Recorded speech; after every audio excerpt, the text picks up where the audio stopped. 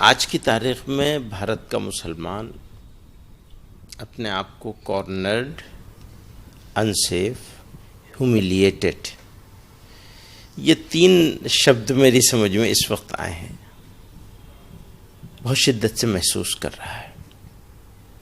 मैं किसी एक पर्टिकुलर इंसिडेंट की बात नहीं करूंगा, बल्कि सीरीज हैं इंसिडेंट्स की। और उनमें इंसिडेंट होना इतने बड़े मुल्क में जो 140-150 करोड़ की आबादी में कुछ इंसिडेंट्स का हो जाना शायद बहुत ज़्यादा ऐसा नहीं है कि उसे हम ये कहें कि स्वाभाविक नहीं है। लेकिन हो ये रहा है, एडमिनिस्ट्रेशन, पुलिस और सरकारें, स्टेट की हो या सेंटर की हो, उनका रवैया जानिबदाराना है, पक्षपातपूर्ण है। ये ज़्यादा फिक्र की बात है, तशवीश की बात है कि जिन लोगों का काम नाइंसाफ़ी को रोकना था और या मजलूम को इंसाफ दिलाना था, उन्होंने आंखें मूंद ली। तो इसलिए ये 3 बातें मैंने कही हैं आपको, वो तीनों से भारत का मुसलमान गुजर रहा है। क्या अभी ईद भी बीती और उसके वक्त ईद के वक्त देखा जाता है अक्सर कि सड़क पे नमाज नहीं पढ़ सकते हैं। यूपी में खासकर इस तरह की चीज़ें जो देखने को मिलती है। क्या सड़क पे नमाज पढ़ना गुनाह है? क्या सड़क पे नमाज नहीं पढ़ी जा सकती? क्या गलत होता है सड़क पे नमाज? देखिए, ये भी एक लंबी बहस है। हमारा ये कहना है कि सरकार ने फैसला किया है कि सड़क पर कोई धार्मिक काम नहीं होने देंगे, सड़क चलने के लिए है। तो मैं ये देखता हूँ कि सड़क पे सारे काम होते हैं, तो अगर फैसला है तो वो सबके लिए और एक समान होना चाहिए, तो हो तो बहुत अच्छी बात है। सड़क पे क्यों नमाज पढ़ेंगे? सड़क पे और दूसरे धार्मिक काम क्यों होंगे? नहीं होने चाहिए। तो सड़क पे नमाज पढ़ना गलत है मतलब? नहीं, मैं ये कह रहा हूँ कि वन साइडेड नहीं होना चाहिए, बाकी तो सब ठीक है सब। यूपी में शंकराचार्य को संगम में स्नान करने से रोका गया। नहीं, ये तो हमारा इशू नहीं है, मैनेजमेंट का इशू है। वो शंकराचार्य थे, रोका जाना चाहिए था, नहीं रोका जाना चाहिए था, इस बारे में हम बहुत ज़्यादा राय देना नहीं चाहेंगे। उन्होंने ये भी कहा है शंकराचार्य ने कि गाय को राज्य माता घोषित कर देने की उन्होंने मांग रखी है। हमारे चचा मौलाना अरशद मदनी साहब ने तो बहुत साल पहले कहा था कि इसको नेशनल एनिमल डिक्लेयर किया जाए और पूरे मुल्क में इस पर पाबंदी लगाई जाए। तो ये तो सेंट्रल गवर्नमेंट का काम ही है, उन्हें करना चाहिए। हाँ, योगी आदित्यनाथ ने शंकराचार्य से उनके शंकराचार्य होने का सर्टिफिकेट मांगा है, क्या ये सही है? वही मैं कह रहा हूँ कि मैं उनके बारे में क्या बात करूँगा। वो हो सकता है सही हो सकता है गलत हो। आपको क्या लगता है कि बंगाल में मुसलमानों के लिए अच्छा विकल्प क्या है?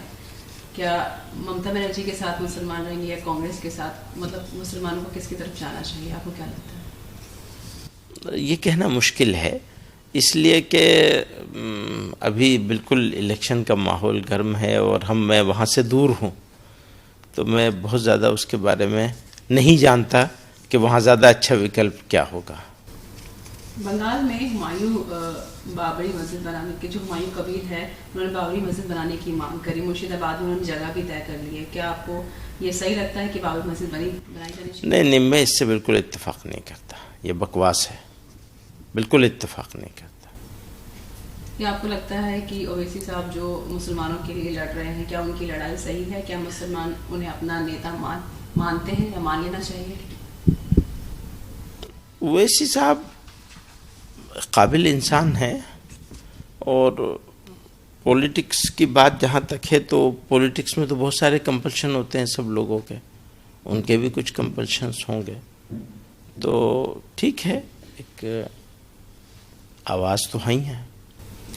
मुसलमानों के साथ जिस तरह का सलूक, जैसे मैंने आपसे पूछा सवाल कि हो रहा है, तो क्या आपको लगता है कि वक्त आ गया मुसलमानों को अपनी अलग पार्टी बना लेनी चाहिए? नहीं, हम इस बारे में हमारी ओपिनियन, हमारी ऑर्गेनाइजेशन की ओपिनियन थोड़ा डिफरेंट है।